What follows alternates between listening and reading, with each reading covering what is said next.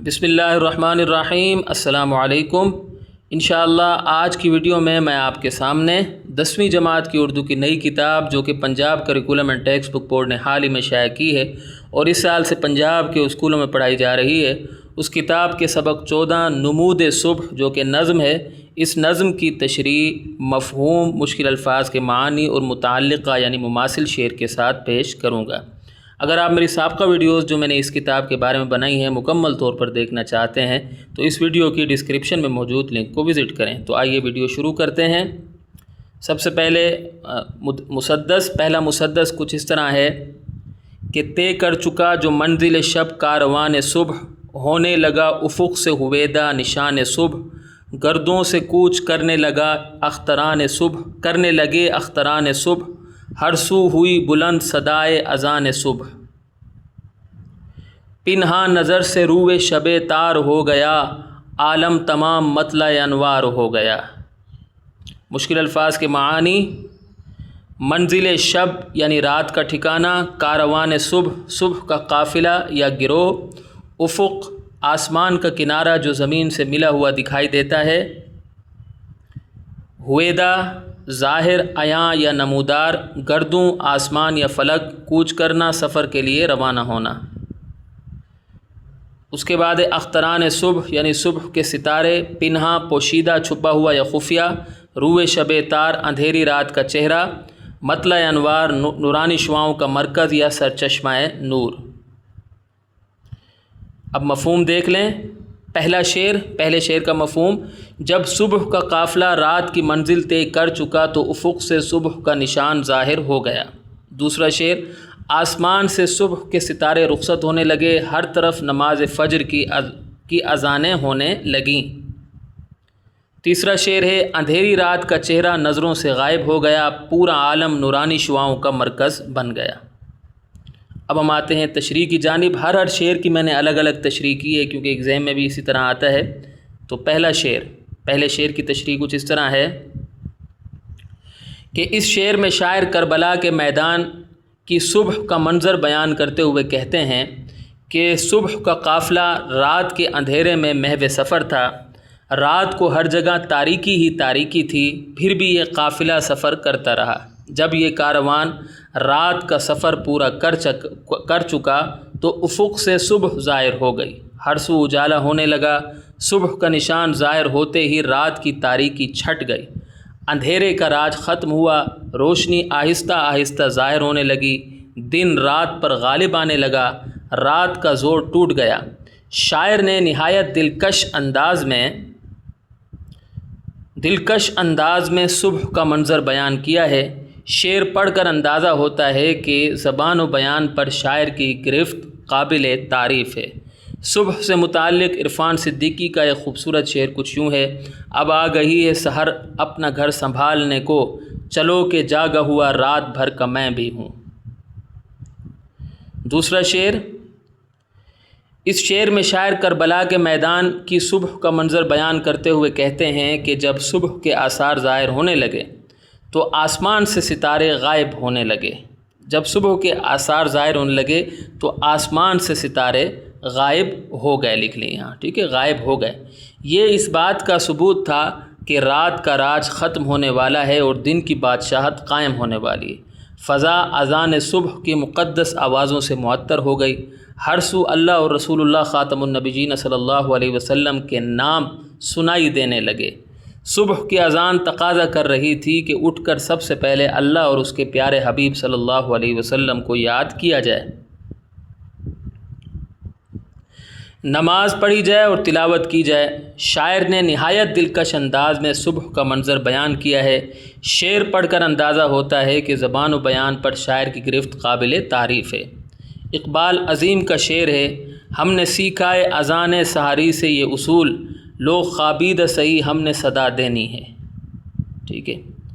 تیسرا شعر: اس شعر میں شاعر کربلا کے میدان کی صبح کا منظر بیان کرتے ہوئے کہتے ہیں کہ صبح کی روشنی کے آثار ظاہر ہوئے تو رات کی تاریکی چھٹ گئی، رات نظروں سے اوجھل ہو گئی، رات چھپ گئی، رات کا راج ختم ہو گیا، اندھیرا سمٹ گیا، ہر سو صبح کی روشنی پھیل گئی، سارا عالم صبح کی روشنی سے جگمگانے لگا، دنیا سرچشمہ نور بن گئی، آسمان صبح کے نور سے منور ہو گیا، زمین اس نور سے ایک بار پھر زندہ ہو گئی، ہر سو اجالا ہو گیا، صبح کے اجالے نے رات کی تاریکی کی اجارہ داری ختم کر دی۔ اس کے بعد پھر وہی جملہ، یہ جملہ بار بار میں لکھ رہا ہوں تاکہ آپ کو یہ جو جملہ ہے بار بار ہر شعر میں یہ جملہ آئے گا، تاکہ آپ جب بار بار پڑھیں گے تو آپ کے لیے آسانی ہوگی۔ شاعر نے نہایت دلکش انداز میں صبح کا منظر بیان کیا ہے۔ شعر پڑھ کر اندازہ ہوتا ہے کہ زبان و بیان پر شاعر کی گرفت قابل تعریف ہے۔ سید انجم جعفری کا شعر ہے: روز روشن کو شب تار نہ کہنا آیا، رات کو مطلع انوار نہ کہنا آیا۔ دوسرا مسدس: خورشید نے جو رخ سے اٹھائی نقاب شب، در کھل گیا سحر کا ہوا بند باب شب، انجم کی فرد فرد سے لے کر حساب شب، دفتر کشائے صبح نے الٹی کتاب شب۔ گردوں پہ رنگ چہرہ مہتاب فق ہوا، سلطان غرب و شرق کا نظم و نسق ہوا۔ مشکل الفاظ کے معانی: خورشید یعنی سورج یا آفتاب، نقاب شب رات کا پردہ، سحر سورج کے طلوع ہونے سے کچھ پہلے کا وقت۔ اس کے بعد ہے باب شب یعنی رات کا دروازہ، انجم ستارے یا کواکب، فرد فرد الگ الگ یا بکھرا ہوا، دفتر کشائے صبح صبح کا دفتر کھولنے والا سورج مجازن اس کا مطلب سورج ہوتا ہے، چہرہ مہتاب چاند کا چہرہ یا چاند جیسا خوبصورت چہرہ، فق ہوا چہرے کا رنگ اڑ گیا یا زرد پڑ گیا، سلطان غرب و شرق مشرق و مغرب کا بادشاہ یعنی سورج، نظم و نسق انتظام یا بندوبست۔ مفہوم: پہلا شعر: جب سورج نے رات کا پردہ چاک کیا تو صبح کا دروازہ کھل گیا اور رات کا دروازہ بند ہو گیا۔ اس کے بعد دوسرا شعر ہے: ستاروں سے رات کا الگ الگ حساب لے کر سورج نے رات کی کتاب الٹ دی۔ تیسرا شعر ہے: آسمان پر چاند کا رنگ اڑ گیا، ہر طرف سورج کی حکمرانی شروع ہو گئی۔ تشریح: اس شعر میں شاعر کربلا کے میدان کی صبح کا منظر بیان کرتے ہوئے کہتے ہیں کہ سورج نے رات کا نقاب اتار دیا۔ اب یہاں دیکھیں شعر میں اگر آپ دیکھیں تو یہ جو نقاب کا لفظ ہے یہ مؤنث استعمال ہوا ہے، اور یہ جو لفظ ہے یہ مؤنث بھی ہے مذکر بھی ہے، ٹھیک ہے، یہ آپ اس کو مذکر بھی استعمال کر سکتے ہیں، مؤنث بھی استعمال کر سکتے ہیں۔ اگر آپ کو ابہام ہو رہا ہے تو آپ اس کو مؤنث لکھ لیں، جیسے آپ یہاں لکھ سکتے ہیں کہ سورج نے رات کی نقاب اتار دی، ٹھیک ہے، جس سے رات کا زور ٹوٹ گیا، سورج کی اجارہ داری قائم ہو گئی، سورج نے ہر سو روشنی بکھیر دی، اس روشنی نے تاریکی میں ڈوبی ہوئی فضا کو ایک نئی زندگی بخش دی، سورج کے اس عمل نے صبح کا دروازہ کھول دیا، زمین پر صبح کا آغاز ہوا، رات کا دروازہ بند ہوا، رات کی تاریکی چھٹ گئی، سورج کی روشنی پھیل گئی، سارا عالم جگمگا اٹھا۔ میں چھوٹے چھوٹے جملے بنا رہا ہوں تاکہ آپ کو یاد کرنے میں آسانی ہو۔ سوئے ہوئے لوگ جاگ اٹھے۔ شاعر نے نہایت دلکش انداز میں صبح کا منظر بیان کیا ہے۔ شعر پڑھ کر اندازہ ہوتا ہے کہ زبان و بیان پر شاعر کی گرفت قابل تعریف ہے۔ شہریار کا شعر ہے: سیاہ رات نہیں لیتی نام ڈھلنے کا، یہی تو وقت ہے سورج تیرے نکلنے کا۔ دوسرا شعر: اس شعر میں شاعر کربلا کے میدان کی صبح کا منظر بیان کرتے ہوئے کہتے ہیں کہ دن کا آغاز ہوتے ہی سورج نے ایک ایک ستارے سے رات کا حساب کتاب لیا، سورج کی روشنی کے سامنے ستاروں کی روشنی ماند پڑ گئی، اس کے آگے ستاروں کی ایک نہ چلی، سورج غالب ہو گیا اور ستارے مغلوب ہو گئے، اس نے ہر ستارے سے رات کا الگ الگ حساب لے کر رات کی کتاب بند کر دی، صبح کا دفتر کھولنے والے سورج کی کوششوں سے رات غائب ہو گئی، دن چھا گیا، پھر ہر سو روشنی پھیل گئی، تاریکی چھٹ گئی، چاند ستارے غائب ہو گئے، سورج کی روشنی اور تپش ہر جگہ پھیل گئی۔ شاعر نے نہایت دلکش انداز میں صبح کا منظر بیان کیا ہے۔ شعر پڑھ کر اندازہ ہوتا ہے کہ زبان و بیان پر شاعر کی گرفت قابل تعریف ہے۔ شاہد ماکلی کا شعر ہے: میں اس لیے ہجوم کا حصہ نہیں بنا، سورج کبھی نجوم کا حصہ نہیں بنا۔ تیسرا شعر ہے: اس شعر میں شاعر کربلا کے میدان کی صبح کا منظر بیان کرتے ہوئے کہتے ہیں کہ دن کا آغاز ہوتے ہی چاند کا چہرہ زرد پڑ گیا، اس کا رنگ اتر گیا، چاند پر زوال چھا گیا، اس کی اجارہ داری انتہا کو پہنچی، اس کی بادشاہت ختم ہو گئی، دن کے بادشاہ یعنی سورج نے رات کے بادشاہ یعنی چاند کو مغلوب کر دیا، مشرق و مغرب کے بادشاہ یعنی سورج کی حکومت پورے عالم میں چھا گئی، ہر جگہ سورج اور اس کی روشنی کا راج ہو گیا، سورج اور اس کی کرنوں نے زمین کو منور کر دیا۔ اس کے بعد ہے ہر سو سورج کا چرچا ہو گیا، شاعر نے نہایت دلکش انداز میں صبح کا منظر بیان کیا ہے۔ شعر پڑھ کر اندازہ ہوتا ہے کہ زبان و بیان پر شاعر کی گرفت قابل تعریف ہے۔ شکیب جلالی کا شعر ہے، حسن فردہ غم امروز سے ذو پائے گا، حسن فردہ غم امروز سے ذو پائے گا، چاند ڈوبا ہے تو سورج بھی ابھر آئے گا۔ تیسرا مسدس، یوں گلشن فلک سے ستارے ہوئے رواں، چن لے چمن سے پھولوں کو جس طرح باغباں، آئی بہار میں گل ماہتاب پر خزاں، مرجھا کے رہ گئے ثمر و شاخ کہکشاں، دکھلائے طور باد سحر نے سموم کے، پژمردہ ہو کے رہ گئے غنچے نجوم کے۔ مشکل الفاظ کے معانی ہیں گلشن فلک یعنی آسمان کا باغ، چمن باغ یا باغیچہ، باغباں باغ کی دیکھ بھال کرنے والا یا مالی، گل ماہتاب چاند کا پھول ایک قسم کا پھول جو سفید اور ملائم ہوتا ہے۔ چاند کا پھول بھی اس کا مطلب ہوگا، یہاں کوما لگا دیں، ایک قسم کا پھول جو سفید اور ملائم ہوتا ہے، یہ بھی دو مطلب ہے اس کے۔ اس کے بعد ہے ثمر پھل، شاخ کہکشاں چھوٹے چھوٹے ستاروں کی قطار کا حصہ جو اندھیری رات میں آسمان پر سڑک کی مانند نظر آتی ہے، قطار کا حصہ جو اندھیری رات میں آسمان پر سڑک کی مانند نظر آتا ہے ہوگا، ٹھیک ہے، چلو دیکھ لیں بعد میں اس کو، یہ کوئی اتنا زیادہ اہم نہیں۔ باد سحر وہ صحت بخش اور خوشگوار ہوا جو صبح کے وقت چلتی ہے۔ سموم گرم ہوا یا لو، پژمردہ مرجھایا ہوا یا کملایا ہوا، غنچے بن کھلے پھول یا بند کلیاں، نجوم یعنی ستارے۔ مفہوم، پہلا شعر، آسمان کے باغ سے ستارے اس طرح روانہ ہوئے جیسے کوئی مالی باغ سے پھول چن لے۔ دوسرا شعر، بہار میں چاند کے پھول پر خزاں آ گئی، اس کی وجہ سے کہکشاں کے پھل اور شاخیں مرجھا گئیں۔ تیسرا شعر، صبح کی ہوا لو کی صورت اختیار کر گئی، اس لو کی وجہ سے ستاروں کی کلیاں مرجھا گئیں۔ تشریح، اس شعر میں شاعر کربلا کے میدان کی صبح کا منظر بیان کرتے ہوئے کہتے ہیں کہ صبح کا آغاز ہوتے ہی آسمان کے باغ سے ستارے روانہ ہو گئے، تھوڑی ہی دیر میں سارے ستارے غائب ہو گئے، آسمان کا دامن ستاروں سے خالی ہو گیا، یوں محسوس ہوتا تھا جیسے کسی مالی نے اپنے باغ سے پھول چن لیے ہوں۔ باغ میں پھول نہ ہوں تو وہ سونا سونا لگتا ہے، اسی طرح آسمان بھی ستاروں کے بغیر سونا سونا ہو گیا، اس کا حسن ماند پڑ گیا، اس کی خوبصورتی مرجھا گئی۔ اس شعر میں شاعر نے ستاروں کو پھولوں سے تشبیہ دی ہے۔ شاعر نے نہایت دلکش انداز میں صبح کا منظر بیان کیا ہے۔ شعر پڑھ کر اندازہ ہوتا ہے کہ زبان و بیان پر شاعر کی گرفت قابل تعریف ہے۔ علامہ اقبال کا شعر ہے، دلیل صبح روشن ہے ستاروں کی تنک تابی، افق سے آفتاب ابھرا گیا دور گراں خوابی۔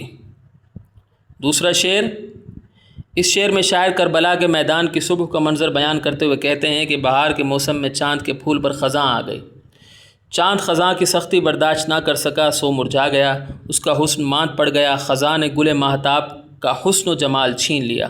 قدرت کا عجیب نظام ہے، کچھ دیر پہلے بہار تھی اب خزاں چھا گئی، کچھ لمحے قبل رات تھی اب دن آ گیا۔ خزاں نے چاند کے ساتھ ساتھ ستاروں کو بھی متاثر کیا، چاند کی طرح ستارے بھی خزاں کی تاب نہ لاتے ہوئے مرجھا گئے۔ کہکشائیں اپنا حسن کھو بیٹھیں، خزاں کے آگے ان کی ایک نہ چلی، طاقتور کے سامنے کمزور کیا کر سکتا ہے۔ شاعر نے نہایت دلکش انداز میں صبح کا منظر بیان کیا ہے۔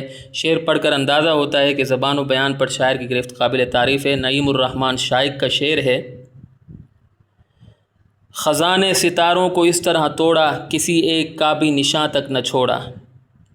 تیسرا شعر، اس شعر میں شاعر کربلا کے میدان کی صبح کا منظر بیان کرتے ہوئے کہتے ہیں کہ صبح کی ٹھنڈی ہوا گرم لو میں تبدیل ہو گئی، صبح ہی موسم گرم ہو گیا، ہر جگہ گرمی کا راج ہو گیا، سخت گرمی کسی اندوہناک ثانیے کی خبر دے رہی تھی، یوں لگتا تھا جیسے آج کچھ غلط ہونے والا ہے۔ گرم ہوا کی وجہ سے پھول جیسے ستارے مرجھا گئے، ننھے منھے ستارے گرم ہوا کی سختی برداشت نہ کر سکے، ان کی نزاکت پر قیامت ٹوٹ پڑی۔ لو چلی تو ستارے اپنا وجود کھو بیٹھے، آسمان پھول جیسے ستاروں سے خالی ہو گیا۔ شاعر نے نہایت دلکش انداز میں صبح کا منظر بیان کیا ہے۔ شعر پڑھ کر اندازہ ہوتا ہے کہ زبان و بیان پر شاعر کی گرفت قابل تعریف ہے۔ میر تقی میر کا شعر ہے، لگتی ہے کچھ سموم سی تو نسیم، خاک کس دل جلے کی برباد۔ चौथा मुसद्दस, अच्छा, छुपना वो माहताब का वो सुबह का ज़ुहूर, याद खुदा में ज़मज़मा परदाज़ी तुयूर, वो रौनक और वो सर्द हवा वो फ़ज़ा वो नूर, खुन की हो जिससे चश्म को और क़ल्ब को सुरूर, इंसान ज़मीं पे महव मलक आसमान पर, जारी था ज़िक्र कुदरत हक़ हर ज़बान पर। मुश्किल अल्फाज के मानी, माहताब रोशन चाँद या पूरा चाँद, ज़हूर ज़ाहिर होना नुमायाँ होना, ज़मज़मा परदाज़ी तुयूर परिंदों का चहचहाना, खुन की यानी सर्दी या ठंडक। उसके बाद है चश्म, चश्म का मतलब आँख, क़ल्ब माने दिल, सुरूर माने दिलो दिमाग की शगुफ्तगी या सुकून बख्श कैफियत। महव गुम या खोया हुआ, मलक फ़रिश्ते, ज़िक्र कुदरत हक़ अल्लाह ताला की कुदरत का बयान या अल्लाह ताला का ज़िक्र। मफ़हूम। पहला शेर, चाँद छुप गया तो सुबह ज़ाहिर हो गई, परिंदे अल्लाह ताला की याद में चहचहाने लगे। उसके बाद है दूसरा शेर, अच्छा, रौनक सर्द हवा फ़ज़ा और नूर ने आँखों को ठंडा कर दिया और दिल को सुकून बख्श दिया। तीसरा शेर, ज़मीन पर इंसान और आसमान फ़रिश्ते, ज़मीन पर इंसान और आसमान पर फ़रिश्ते अल्लाह ताला के ज़िक्र में मसरूफ़ थे, हर ज़बान पर अल्लाह ताला का ज़िक्र जारी था। तशरीह। इस शेर में शायर करबला के मैदान की सुबह का मंज़र बयान करते हुए कहते हैं कि चाँद छुपा तो सुबह हो गई, जब तक चाँद आसमान पर था रात का राज था, जैसे ही चाँद गायब हुआ सुबह हो गई, तारीकी का राज ख़त्म हुआ, रोशनी की हुकूमत शुरू हुई, हर सू उजाला हो गया, रात का ज़ोर टूट गया। सुबह होते ही परिंदे रब ताला के ज़िक्र में मशगूल हो गए, हर दरख्त से परिंदों के चहचहाने की आवाज़ें आने लगीं, हर परिंदा अपनी अपनी बिसात के मुताबिक रब ताला को याद करने लगा। परिंदों की मुसलसल चहचहाहट ने अजब समा बांध दिया। शायर ने निहायत दिलकश अंदाज में सुबह का मंज़र बयान किया है। शेर पढ़कर अंदाज़ा होता है कि ज़बान व बयान पर शायर की गिरफ्त काबिल तारीफ़ है। अज़ीमुद्दीन साहिल का शेर है। क्या शेर है? शेर उनका कुछ यूँ है कि परिंदे भी हमदो सना कर रहे हैं, मगर तू बवक़्त अज़ां सो रहा है। दूसरा शेर, इस शेर में शायर करबला के मैदान की सुबह का मंज़र बयान करते हुए कहते हैं कि जैसे ही रात का ज़ोर टूटा, हर तरफ रौनक हो गई, हवा सर्द हो गई, फ़ज़ा हुस्न से भर गई, हर सू नूर फैल गया। सुबह के हसीन मंज़र, सर्द हवा और नूरी फ़ज़ा से खल्क़ खुदा खासी मुतासिर हुई। सर्द हवा और नूरी फ़ज़ा ने इंसानों की आँखों को ठंडा कर दिया। सुबह के हसीन मंज़र ने इंसानों के दिलों को सुकून और करार से भर दिया था। सुबह का मसहूर कुन मंज़र आँखों की ठंडक और दिल के सुकून का सबब बन गया। अच्छा जी, खल्क़ खुदा कुदरती हुस्न के सहर में गिरफ़्तार हो गई। शायर ने निहायत दिलकश अंदाज में सुबह का मंज़र बयान किया है। शेर पढ़कर अंदाज़ा होता है कि ज़बान व बयान पर शायर की गिरफ्त काबिल तारीफ़ है। मीर अनीस का ही शेर है। क्या शेर है? ठंडी हवा में सब्ज़ सहरा की वो लहक, शर्माए जिससे अतलस ज़ंगारी फ़लक। तीसरा शेर, इस शेर में शायर करबला के मैदान की सुबह का मंज़र बयान करते हुए कहते हैं कि इंसान ज़मीन पर अल्लाह ताला का ज़िक्र कर रहे थे, फ़रिश्ते आसमान पर याद इलाही में मसरूफ़ थे, हर जगह रब ताला का ज़िक्र किया जा रहा था, कायनात की मुक़द्दस तरीन ज़ात की तस्बीह बयान की जा रही थी, मखलूक अपने खालिक की तारीफ़ में मसरूफ़ थी, हर ज़बान पर अल्लाह ताला का ज़िक्र था, गोया पूरी कायनात ज़िक्र खुदाबंदी में ढल गई थी। हर जानदार अल्लाह अल्लाह कर रहा था। इंसान और फरिश्ते दोनों रब ताला की खुशनुदी के तालिब थे, इसलिए उस बाबरकत ज़ात के ज़िक्र में मसरूफ़ थे। शायर ने निहायत दिलकश अंदाज में सुबह का मंज़र बयान किया है। शेर पढ़कर अंदाज़ा होता है कि ज़बान व बयान पर शायर की गिरफ्त काबिल तारीफ़ है। मीर अनीस का ही शेर है। क्या शेर है? सुबहान रब्बना की सदा थी अलल उमूम, जारी थे वो जो उनकी इबादत के थे रसूम। पाँचवा मुसद्दस, वो सुर्खी शफ़क़ की उधर चरख पर बहार, वो बारवर दरख्त वो सहरा वो सब्ज़ार, शबनम के वो गुलों पे गुहरहाय आबदार, फूलों से सब भरा हुआ दामाने कोहसार, नाफ़े खुले हुए वो गुलों की शमीम के, आते थे सर्द सर्द वो झोंके नसीम के। मुश्किल अल्फाज के मानी, सुर्खी शफ़क़ सूरज के गुरूब होने के बाद और तुलू होने से पहले आसमान के किनारे पर नमूदार होने वाली कुदरती लाली। चरख यानी आसमान, बारवर फल देने वाला या फलों से भरा हुआ, सहरा रेगिस्तान, सब्ज़ार वो मैदान जो सब्ज़े से ढका हो हरा भरा मैदान, शबनम वो रुतूबत जो पानी या पानी की छोटी छोटी बूंदों की शक्ल में रात को हवा में से ज़मीन पर नमूदार होती है, गुहरहाय आबदार चमकदार मोती, दामान कोहसार पहाड़ के नीचे की वादियाँ, नाफ़े का मतलब होता है मुश्क की थैलियाँ जो एक ख़ास किस्म के हिरन के पेट यानी नाव से बरामद होती हैं, कस्तूरी की पोटलियाँ, शमीम खुशबू या महक, नसीम यानी ठंडी हवा। पहला शेर, شفق مفہوم، پہلے شعر کا مفہوم، شفق کی لالی نے آسمان پر بہار کا سما پیدا کر دیا، ہر سو پھلوں سے بھرے ہوئے درخت، ریگستان اور ہرے بھرے میدان دکھائی دے رہے تھے۔ دوسرا شعر ہے، پھولوں پر شبنم کے قطرے چمکدار موتیوں کی طرح لگتے تھے، پہاڑوں کی نیچے کی وادیاں پھولوں سے بھری ہوئی تھیں۔ تیسرا شعر ہے، ہر سو پھولوں کی خوشبو پھیلی ہوئی تھی، ہر طرف سے ٹھنڈی ہوا کے جھونکے آ رہے تھے۔ تشریح۔ پہلا شعر، اس شعر میں شاعر کربلا کے میدان کی صبح کا منظر بیان کرتے ہوئے کہتے ہیں کہ آسمان پر شفق کی سرخی چھا گئی، یوں لگتا تھا جیسے آسمان پر بہار کا موسم آ گیا ہو، آسمان خوبصورت دکھائی دینے لگا، شفق کی سرخی نے آسمان کے حسن میں اضافہ کر دیا، اس قدرتی حسن نے سب کا دل موہ لیا، بہار نے آسمان کے ساتھ ساتھ زمین کی خوبصورتی میں بھی اضافہ کر دیا تھا، زمین پر جا بجا پھلوں سے بھرے ہوئے درخت تھے، دل موہ لینے والے ریگستان تھے، پھلوں اور پھولوں سے لدے ہوئے پیڑوں اور پودوں پر مشتمل باغ تھے،